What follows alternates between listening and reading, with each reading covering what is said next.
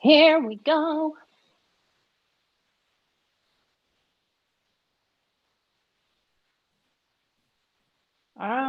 Let's see. Is it working? Is anyone out there? It's not refreshed on the TV yet. Oh, I see us. Is anyone out there? You do? I don't see us. Refreshed on the TV yet. Oh, I see us.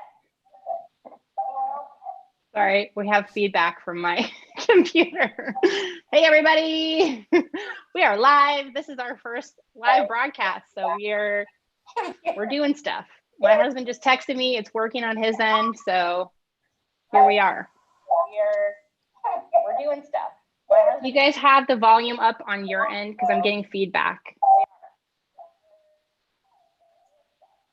You guys have the volume up on your end because I'm getting feedback. My TV's muted. I don't have it connected. You guys have the volume up on your end because I'm getting feedback. My TV's muted. Okay. Let's figure that out.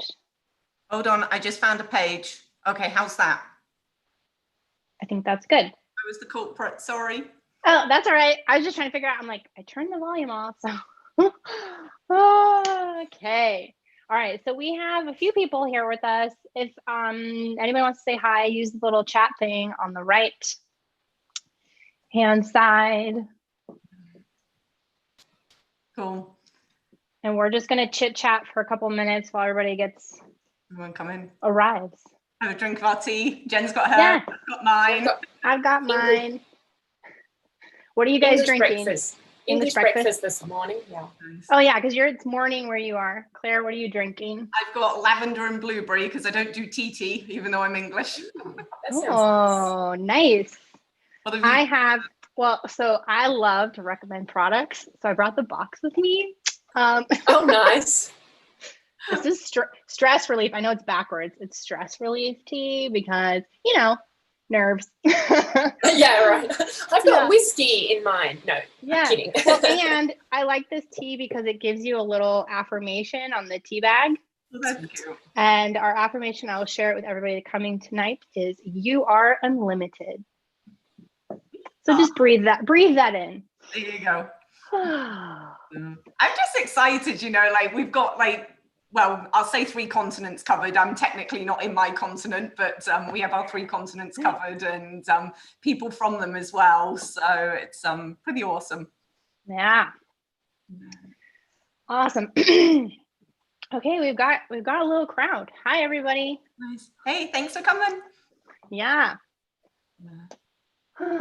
So, should we go with the introduction? Shall we get started? Let's do it. Okay.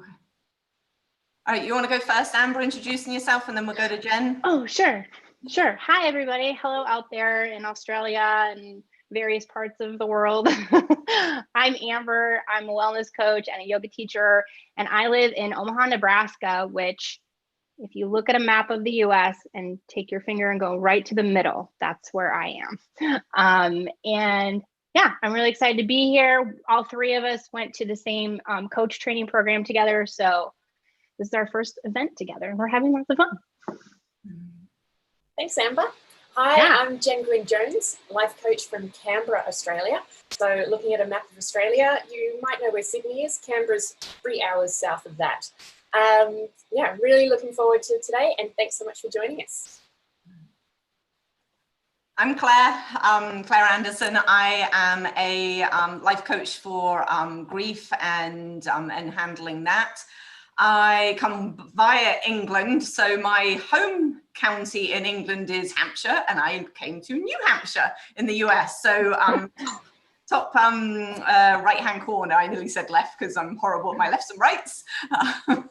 And yeah, so I'm delighted to be here, and I'm looking forward to giving you guys some good content, having fun with the 3 of us together, and as we've said, doing this thing. Here we are. Yeah. All right. Well, let's get started. Okay. All right. So So we are all so delighted to be here with you. We've worked diligently to put together content that we hope you find kind, helpful, and gives you some light and space during these turbulent times. This is the first of several collaborative events, so follow us on the socials to keep up to date with what is coming. So, but tonight you're going to hear from Jen first. She is going to ground us so that we are our most present. Jen will then speak to us about how fear can hijack our thoughts and a powerful way to counter this. Then you'll hear from me on grief and how it shows up in your day-to-day lives and the gifts it has for us. Amber is then going to speak to us about how to deal with a change and leaving the struggles behind. Then we'll have a brief Q&A, and then Amber will give us a lovely guided meditation at the end to lock in all the calm and the clarity and the sense that you are not alone. If you'd like to ask any questions or comments, please use the chat function, which is on the right-hand side of the video. We will send a link out in the coming days, so if you can't stay the whole time, want to rewatch or to share with friends afterwards, you can. Before I hand you over to Jen, do you have your booklet handy or have you looked at it? Because we're going to refer to that tonight. So with that, Jen, the floor is all yours to talk to us about fear. Thanks so much, Claire. And hi to everyone from wherever you're joining us across the world. So we're going to start off with a little grounding exercise. So just settle into your seat or wherever you're joining us with your feet firmly on the ground. Now, this is a short little grounding exercise that's good to use if you sometimes find yourself awake at 3 a.m. with a head full of worries. So we're going to be drawing on the sense of hearing and touch to bring us back into the present moment. And I like this one for the 3 a.m. wake-ups because if you get that little window where you can sneak back to sleep, it sometimes happens because you haven't opened up your eyes. Okay, so we'll just take a few deep breaths. And if it feels comfortable for you, I invite you just to close your eyes. Inhale deeply and exhale deeply. Now, silently in your mind, list off 5 things you can hear. They might be in the room with you, or perhaps sounds outside.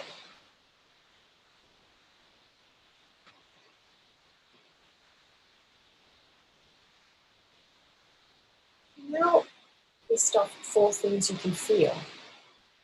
Perhaps it's the toes in your shoes, or the thighs on the chair. 4 things you can feel.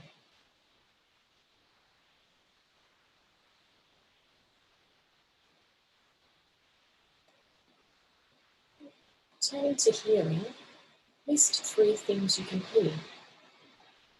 Have new sounds entered your environment?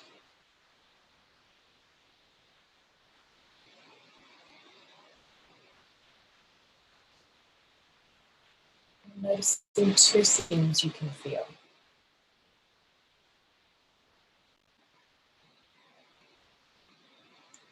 Now, 1 of each.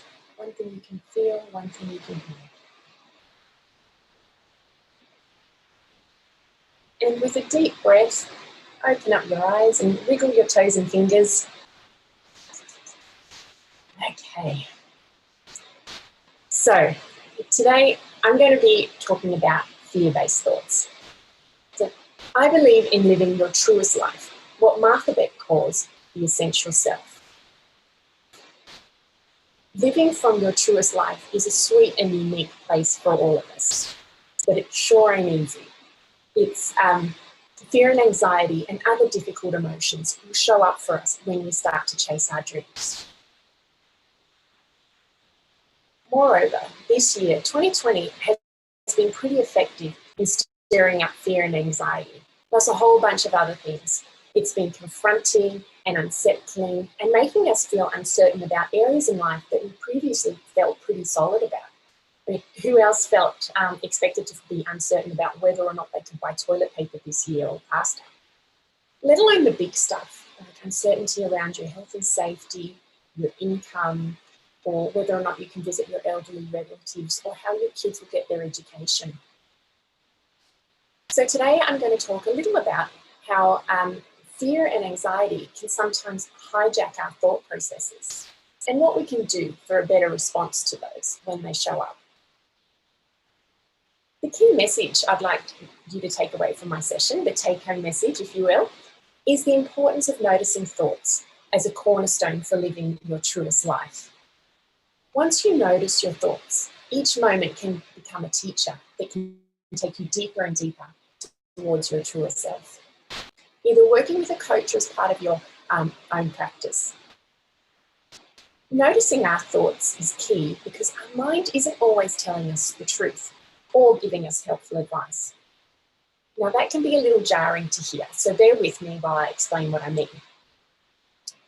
Our mind creates thoughts based on external circumstances, and then you have feelings and reactions based on those thoughts.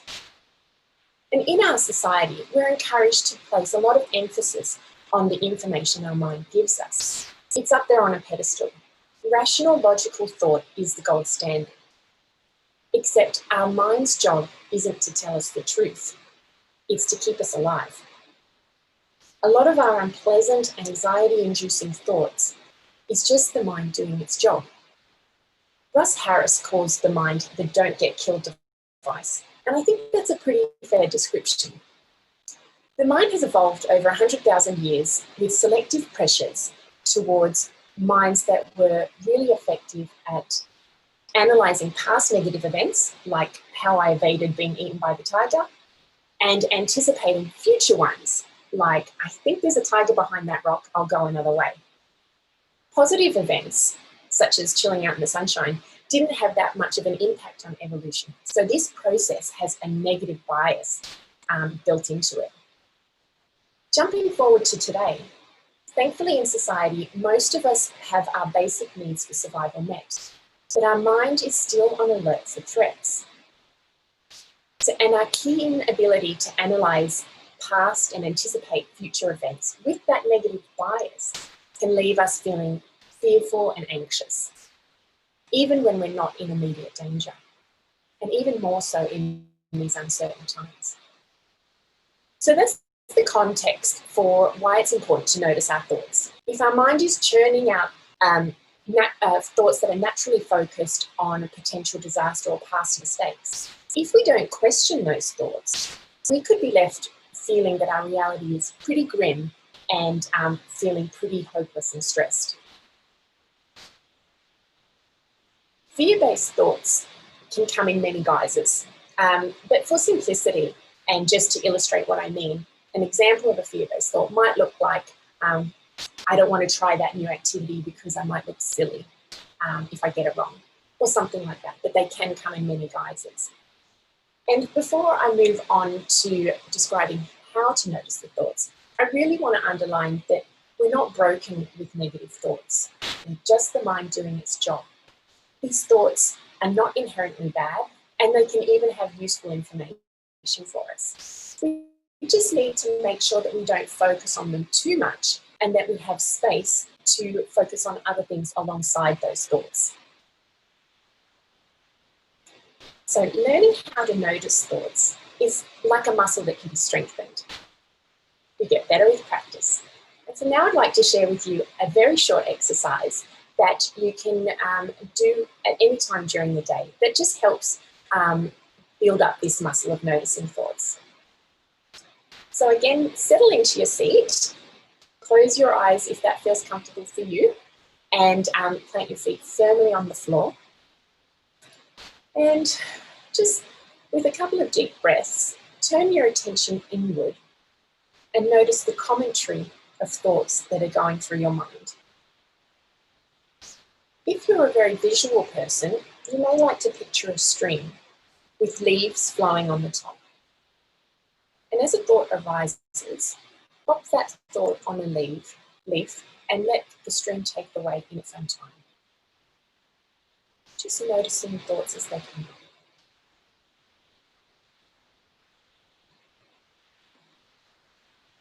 We're not critiquing or judging, and we're definitely not trying to change the thoughts. We're just noticing them.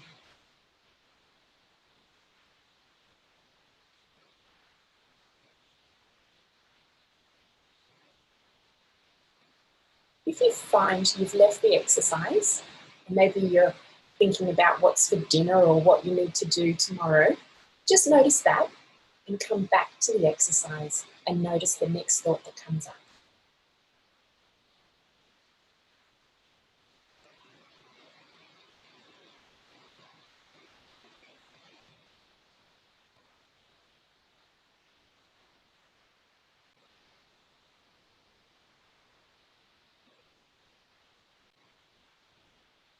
Coming to the end of the exercise, just take a deep breath in. Open your eyes if you had them closed, and again, wiggle your toes and fingers to come back into your body. So that's a nice little exercise that you might want to link with the daily routine that you already have, such as brushing your teeth. That could just be a trigger of, okay, I might just practice checking in with my thoughts at that time. So what do we do when we notice a fear-based thought? Well, cue Mr. Lizard. Let me introduce you to Mr. Lizard. There's a picture of him in your booklet. This guy is so worried about time all the time. There's not enough, it's taking too long. His suitcase is full of worries and self-doubts. And his to-do list, well, his to-do list is so long, he thinks that he'll be able to rest as soon as he gets to the end of that list. Little does he know that there's no end to that list. Just so tired and so worried. As you may have guessed, Mr. Lizard is sort of like my Pandora's box. When I have a fear-based thought stirring, that is Mr. Lizard getting, he's triggered from some fear-based thoughts. But how does Mr. Lizard, how does that lizard analogy help? Well, Mr. Lizard represents the most primitive part of the brain, particularly the fear-based reactionary parts. The lizard brain analogy is a poetic interpretation of parts of the brain that sometimes hijack us when we're feeling emotional or fearful. These parts of the brain are responsible for our emotion and the most basic survival responses, such as breathing and our heart rate. So when Mr. Lizard gets triggered, I can actually have physiological responses, such as my breathing might get shallow or my heart might start racing. And Mr. Lizard can help me in two ways. As characterizing my fear-based thoughts as a caricature gives me a handy shortcut. When I notice the fear-based thoughts, I can name it as coming from Mr. Lizard. That shortcut reminds me that it's the fear-based parts of my brain that are stirring a response, and that there are wiser, more higher order parts of my brain that I can draw upon. And attributing my thoughts to Mr. Lizard also instantly shifts me into the observer mind. Like we did with that exercise, when we're observing our thoughts, we're not in the thoughts, we are observing them. And there's a little distance created between myself and the thought. From that position of observer, I can see my thought and the whole situation, and also consider potential responses. And with that distance, I can choose a response that is more aligned to my true self. The second way that Mr. Lizard helped me was actually a bit of a surprise. When I sat down to drawing one day just for a bit of fun, I was actually surprised that when this little guy started to take form, the source of so much grief for me, I actually felt sorry for him. Being able to see my struggles through the form of a little animal with a bow tie allowed me to access compassion and kindness in a way that I wouldn't readily been able to apply to myself at that time. So it was sort of like a roundabout way to self-compassion. So it was pretty handy. So I'd like to finish up by inviting you to think about what your lizard characteristics might be like. Is it grumpy or tired like mine? Does it have a hat or maybe wear a monocle? I encourage you to get creative, perhaps try painting or drawing, or searching the internet for a lizard that captures the essence of what you think your lizard might look like. And if you'd like a little more, perhaps over the next day, just see if you can notice when your lizard might pop up. And when you do notice that, just take a deep breath and acknowledge that that's occurring. And you can even say, thanks, Lizard. I see you. I hear you. And that creates a little bit of distance. That's the distance that we can use to help choose a different response to take us towards our true self. So thank you so much for your time. I would love to see your lizard versions, so feel free to share them on the Facebooks. And now it is my great pleasure to hand you over to Claire, who is going to share some beautiful insights on the gifts of grief. Thanks, Jen. I'm probably going to have a bit of a crackly voice now. So I love Mr. Lizard, so he's a handy one to have around. So as Jen said, I'm going to talk to you guys in reference to grief. So as we are at the moment, we are in collective loss of the world we knew, in collective grief of that loss. What is grief? It extends far beyond the traditional notions of the death of a loved one. It's the loss of something or someone. It could be your career. It could be not being able to graduate in the traditional way. It could be postponing a life event, postponing travel, receiving a diagnosis, or making a pivot in life and mourning the life you thought you would have. It's also witnessing someone else on their grief journey. We're all experiencing the loss of connection. As Brené Brown has taught me, we are hardwired for connection. So I'm going to give you a couple of ditties on and flavors of grief at the moment. So grief does not have a hierarchy. It does not have a set schedule. We each have our own idea of that worst phone call that we could receive, the knock at the door, any of those types of things. When you rank suffering, it does an injustice to your grief and to the other person's grief. Grief is unique and personal. It will look differently from one person to the next. For some, it's loud. For some, it's quiet. Grief is active and full of energy. Grief is the emotion of loss. Mourning is the action and behavior. So there's 5 stages to grief. So I believe my handout's going to come up back to front to you guys, so apologies for that. This is what's in the handout. So this is the 5 stages of grief. There's bargaining, anger, acceptance, depression, and denial. This is from the Kubler-Ross model. And I give these to you so you can name where you're at. Naming where you're at gives you permission and a little bit of room to feel and to say to others, I'm sad, I'm happy, I'm full of joy. And you're speaking about that moment in time, and it will change, and it'll change by the hour, by the day, by the week. So that's where you speak about the now. Also, naming what you're feeling gives you the power back as opposed to the power to the emotion. So as I mentioned just a smidge ago, that grief does not have a set schedule. Likewise, it does not, it's not a journey where you make a designated stop at each one of these and in a specific order, never to revisit again and move on to the next one. You're going to visit them in whatever order is working from you. And that can be, you can have a couple of these going on in a given day. And then you'll circle back around until you've moved through.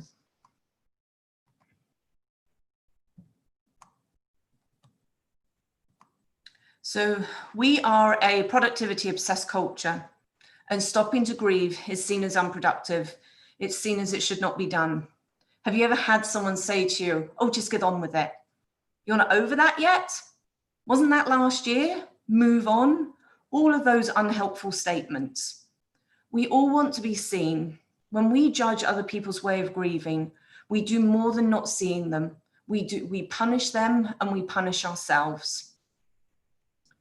It's okay to feel like everything is crummy right now. It's okay to fall apart. It's actually something that I found very interesting, is that if you let yourself fall apart, feel into what's going on, you'll find your way out, recover and heal sooner. And note I say sooner, not quicker, faster, or anything along those lines. It's not about getting to the finish line. In actual fact, if you try and go for the speedy effect, you're not going to make it to the finish line. You're just going to stay oscillating. So if you numb out to grief, you numb out to all emotions. Love cannot thrive without grief, and grief cannot exist without love having first occurred. And I don't think any of us would want to have had a parent say to us when we came into the world, right, you're going to feel nothing and off you go. And I don't think we would want that for any of our loved ones either.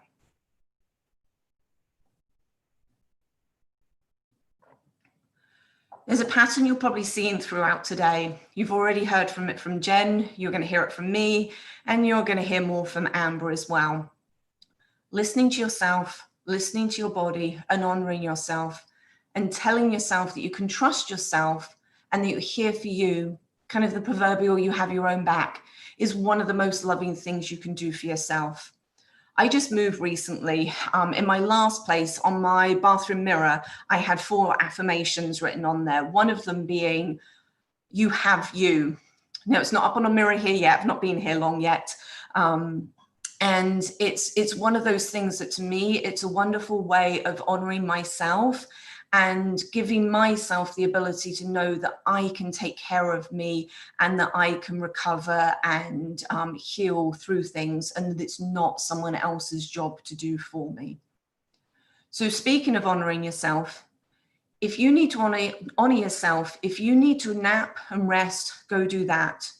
If you want to dance, sing, go do that. If you want to scream, go and do that. If you want to do the fists in the air, which is one of my favorites, go and do that, or stay and do that. So an example of one of the things that I've absolutely loved hearing about is during these times in some English hospitals, they've created wobble rooms. So term for folks that may not be familiar with it, in England, we talk about people throwing a wobbler.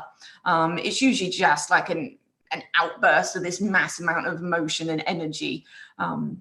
So when the hospital staff are feeling wobbly, they have somewhere safe to go where they can cry, be quiet, do what they need to do.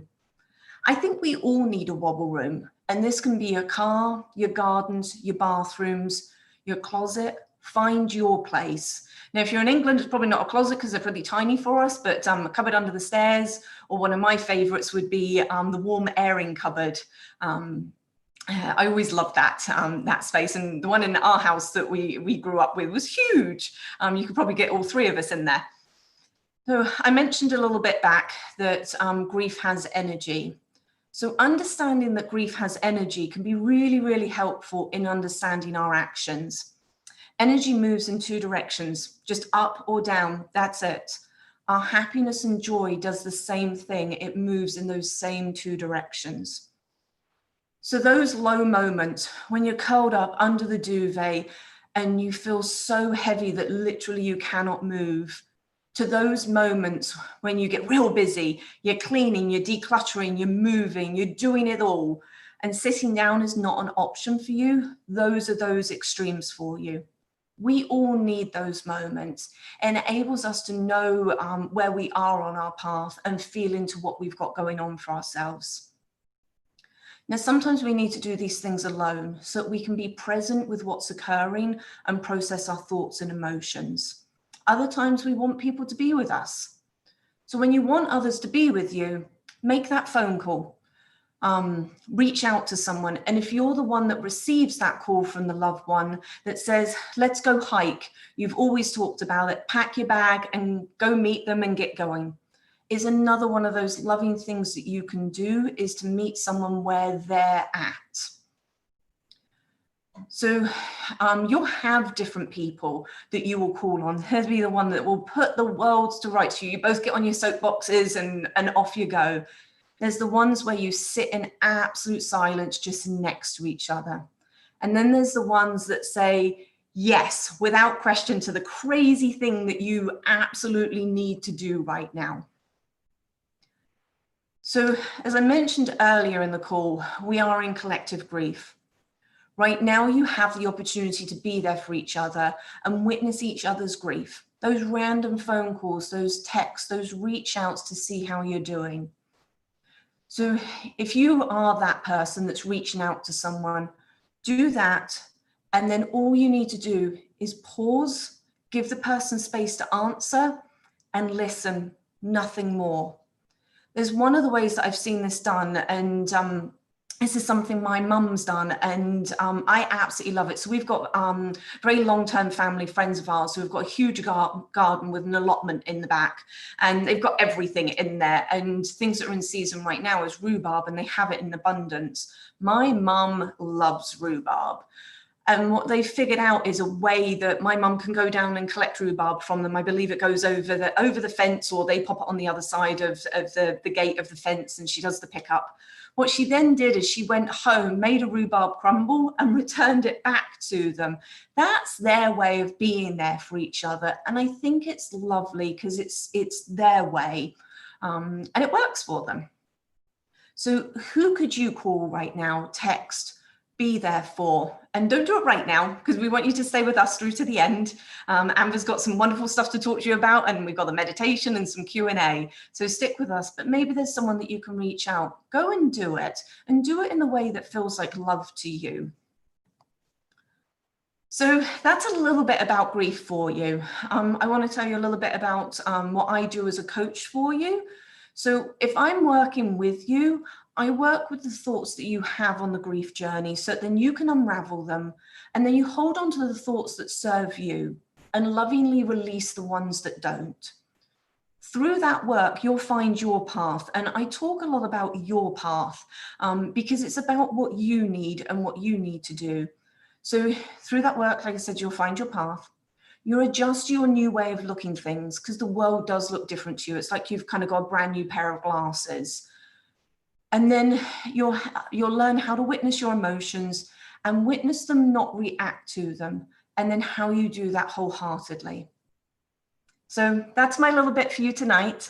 So what I'm going to do is I'm going to hand you over to Amber, and she's going to speak to us about how to deal with change and leave the struggle behind. Then we'll do the Q&A, and then we'll have a loving meditation for us. So Amber, all yours. Awesome. Thank you, Claire. Let's see, I just want to figure out this view. There we go. Okay, sorry. I'm the tech person here, so I got to make sure all the tech is running. Okie dokie. Well, thank you again for coming to our event tonight. And yeah, so I'm going to talk about how to deal with change without so much struggle. So gosh, I just got so much out of both Jen and Claire's sessions. So I'm going to try and incorporate on the fly here, because I just think it's so important. You know, what do we do when everything falls apart? How do we make it through? And as we all know, we're experiencing this change on a global level right now. And our lives today look almost nothing like they did just 3 months ago. We've been forced indoors, we're away from our family and friends, and we don't really have any information about how we're supposed to do this, how we're supposed to do quarantine, or how to re-enter the world, you know. Nobody prepared us for this. We don't know how it's going to turn out. And so that, of course, brings up a lot of feelings. You bring up feelings of feeling unsettled, or confused, or grief, fear, just a whole host of uncomfortable emotions. And, you know, like Claire said, we are all grieving right now. And it could be we're grieving our old way of life. Maybe we're grieving the plans that we had for the future, or it could be an actual loss of a person or a job or financial stability. I mean, there's lots and lots of things, right? But what I want to share with you today is that we are in the beginning of what's called a change cycle. And the change cycle has kind of a predictable process. And when I realized this information, when I learned this information, it was incredibly helpful to me, because then I know that it's a process, and it goes, we've already been through a bunch of these in our lifetime. And so hopefully we can find some peace of mind once we understand kind of how it works. So I'm going to explain a little bit of this in a story that happened to me about a time that my world got rocked completely, and I wasn't sure that I was going to survive. Spoiler alert, I didn't die, but my old way of life did. So I'm taking you back to 2015.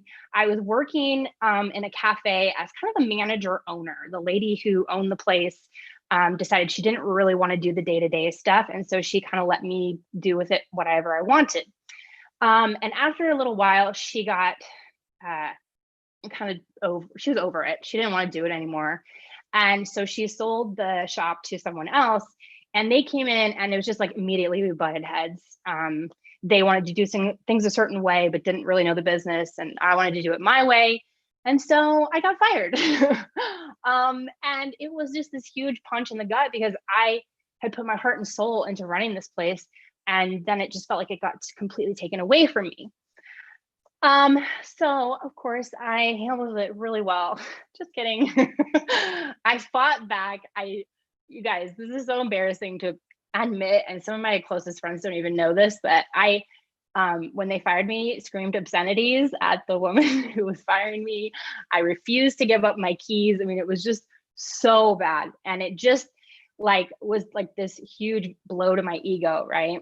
And it's cringeworthy now that we're talking about it.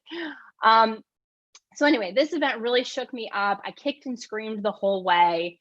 And I remember just feeling like a victim. Like, it was such an injustice. And I wanted to talk about it over and over and over. In fact, I think my best friend is watching live right now, and she's probably like, yeah.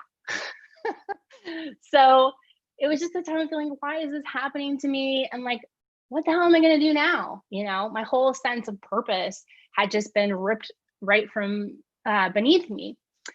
And then on top of that, I got into a huge fight with a family member, which, you know, the details of that is not important. This is a long story for another time, but it was just like one more thing like piled on that I just couldn't take it. And I sank into a depression because I just felt useless and directionless.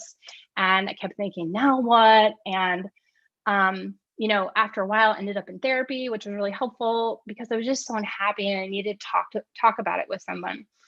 And eventually some time went by, and, you know, I had been toying with the idea of doing a yoga teacher training for years. And of course, like now it's like, well, I guess this is the time. What else am I going to do? Right.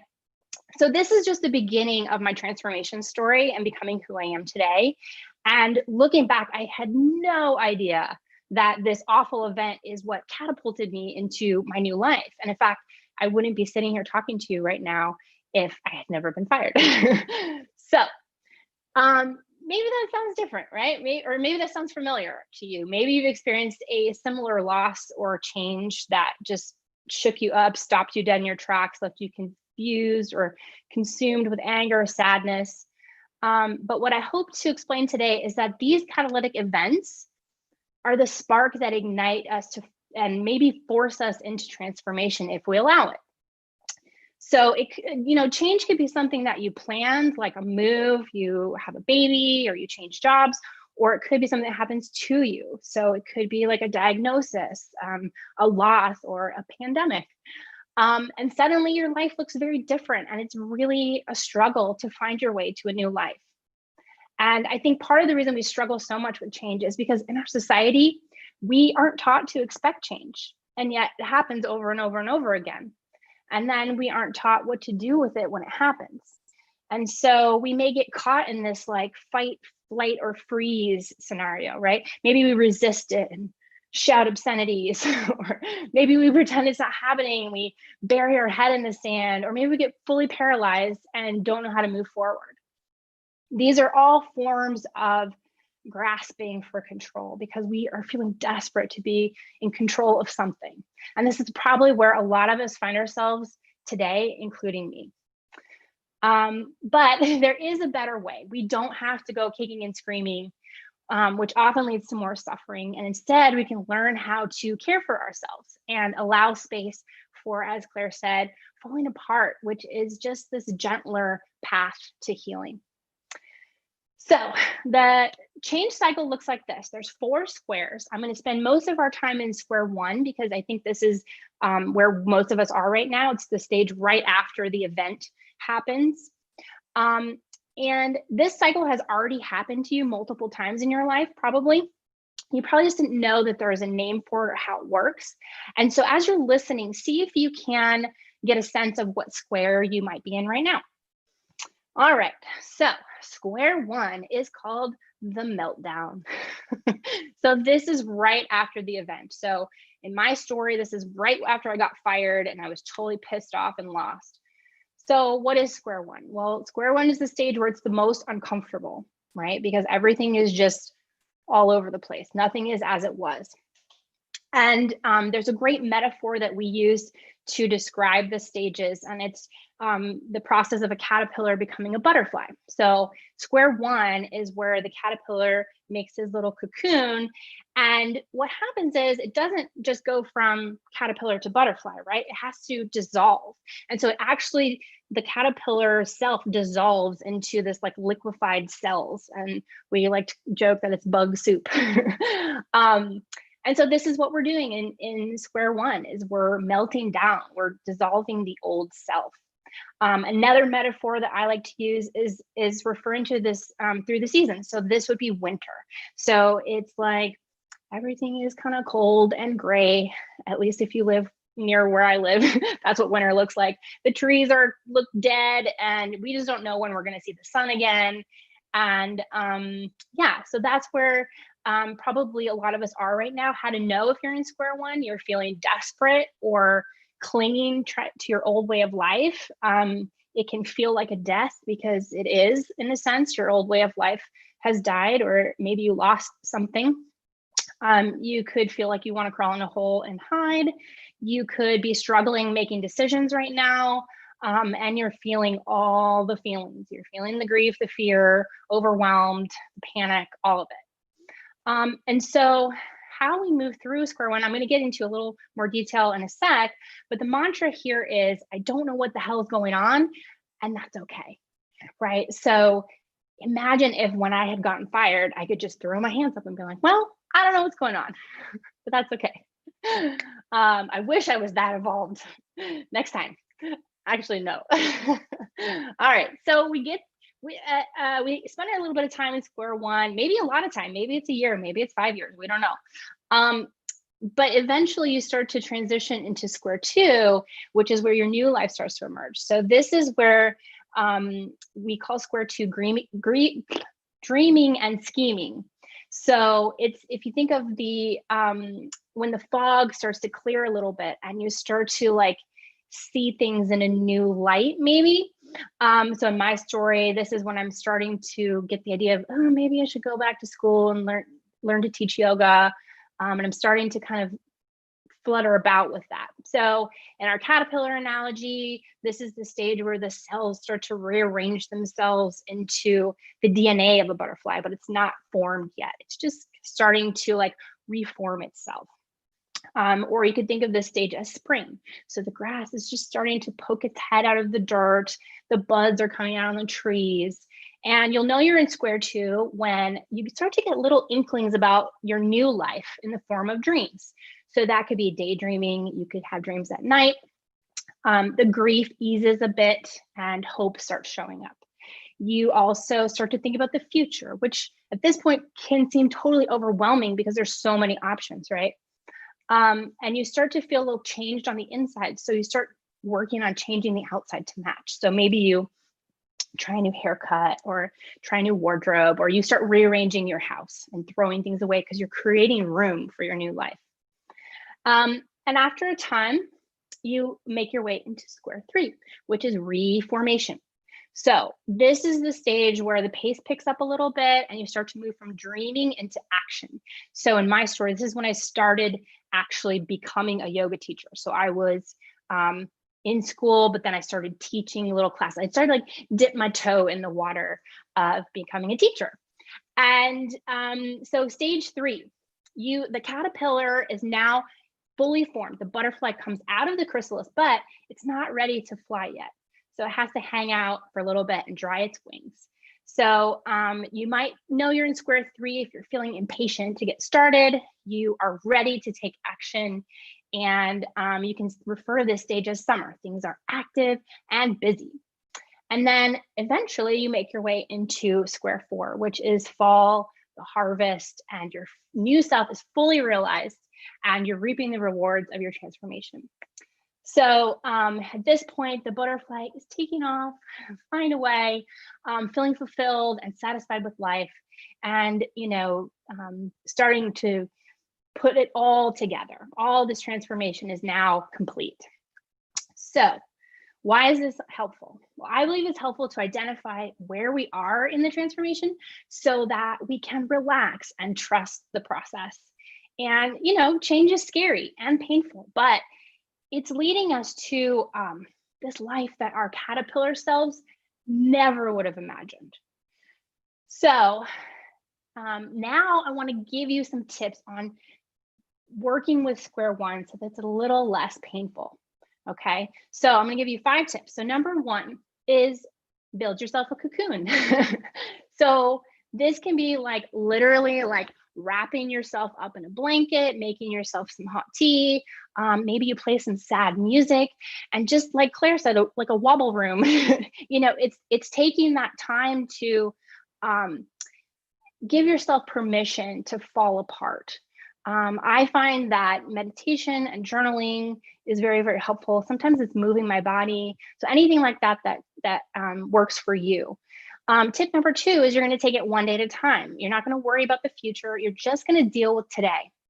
And unfortunately, you can't force your way through these squares. So you're going to be in square one as long as it takes. So, the idea here is to relax. Tip number 3 is to talk to someone. Talk to someone who can hold space for you, someone who's been through a massive change, or a friend, a therapist, a coach. I know none of us have been through pandemic before, so there probably isn't anyone that can advise you on that, but I'm sure you know somebody who's been through massive change, or find a professional to help you. Number 4, remember the mantra. I don't know what the hell is going on, and that's okay. And that can be, we just say that every day as needed. And then number 5 is just to relax and trust the process. So that's my 5 tips for you on easing the suffering in square one.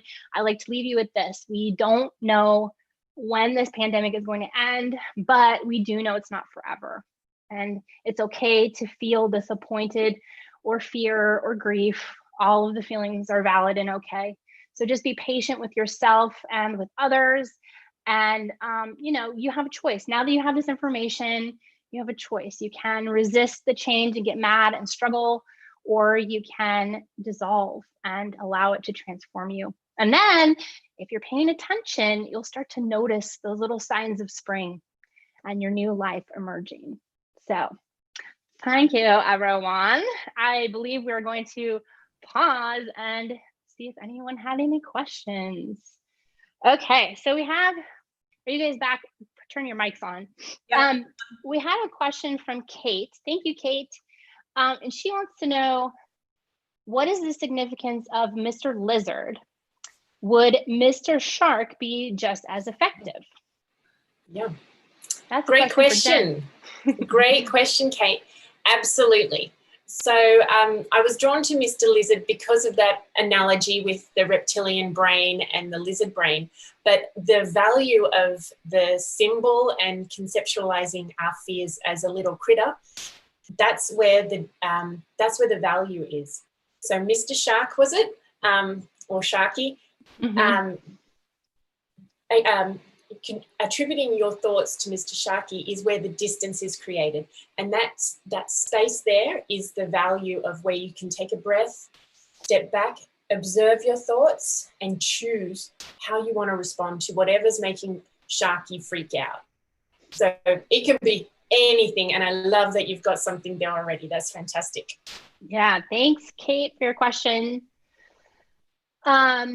That's our only question so far. If anybody else has any questions, we'll pause for just a sec and answer questions. Amber, if I could ask you a question. Sure. With the change cycle, is it possible to have multiple cycles going at the same time? Yes. Yes.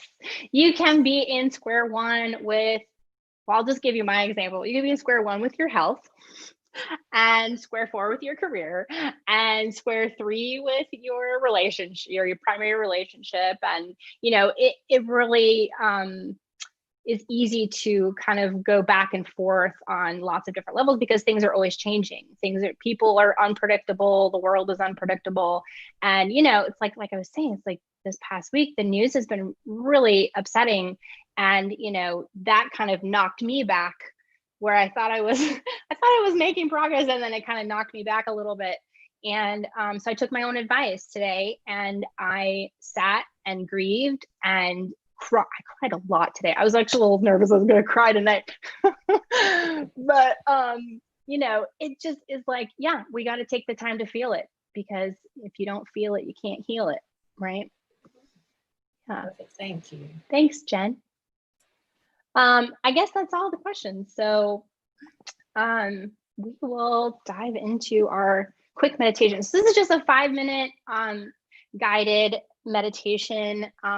If you signed up on our landing page, you will have gotten a link to another meditation in the booklet, which is a meditation I recorded a while ago. And I apologize if my students are watching and they already heard this one.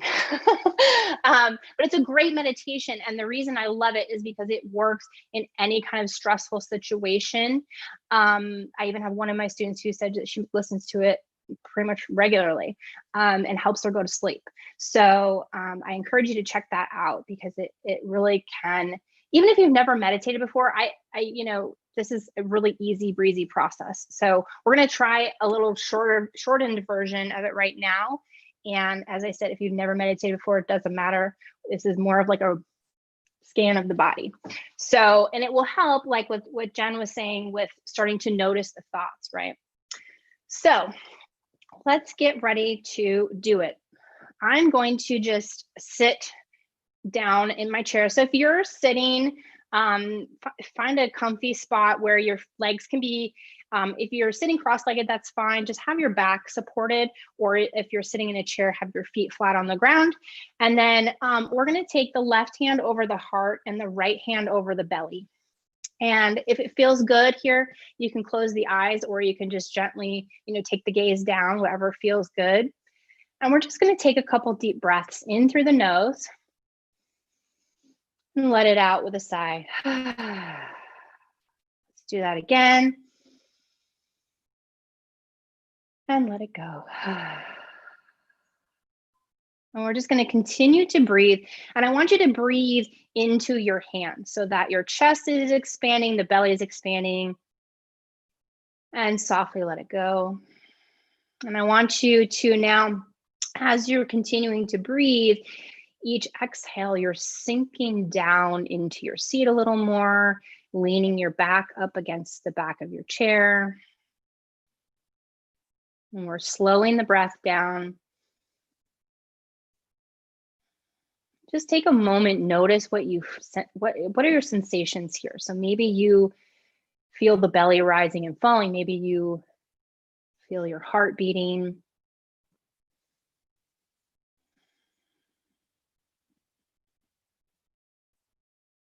And notice any other sensations in the body. So maybe you got a headache. Maybe there's a little pinch in your back or your hip. And you're just noticing these things without judgment. Notice everywhere you feel sensation in the body. And if it's uncomfortable to have your hands here, you can definitely let your hands just fall gently into your lap.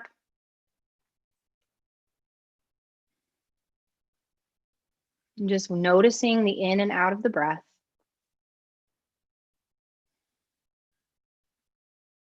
And then take your awareness down to the soles of your feet. So noticing your feet, your toes,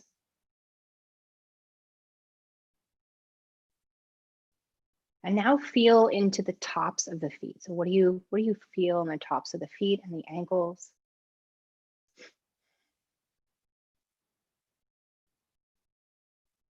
And then moving that awareness now up into the lower legs. So what do you feel here? Maybe you can feel your clothing on your skin. And now move up into the knees. And then into the upper legs. So feel into the upper legs and hip joints. Maybe you feel your seat, your chair. And now let's move up into the low belly and low back.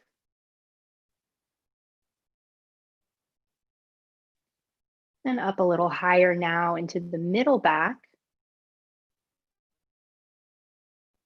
And the belly, the navel.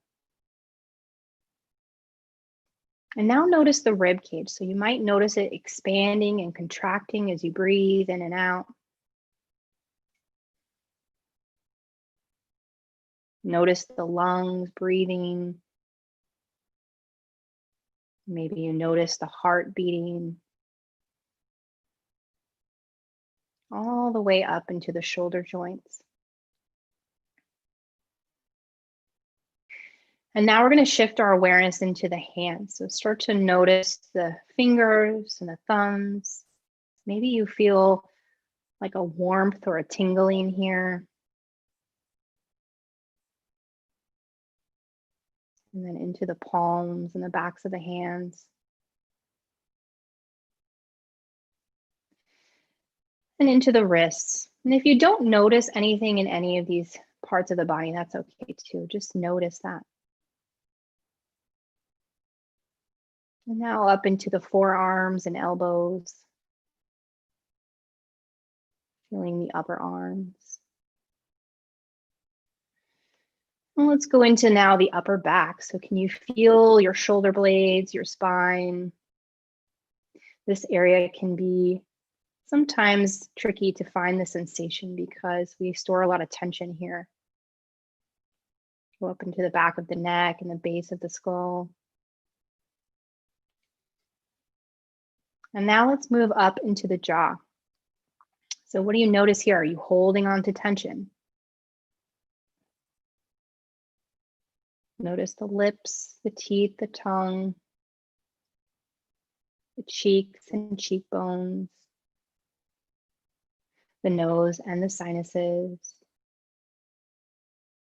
the eyes, eyebrows. Notice the forehead and the scalp and the ears. And now feel the body as a whole.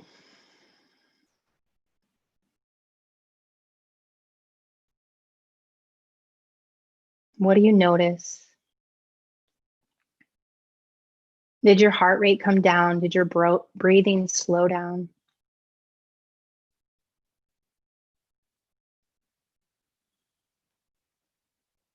And then we'll start to bring the awareness back to the breath. So just noticing the in and out.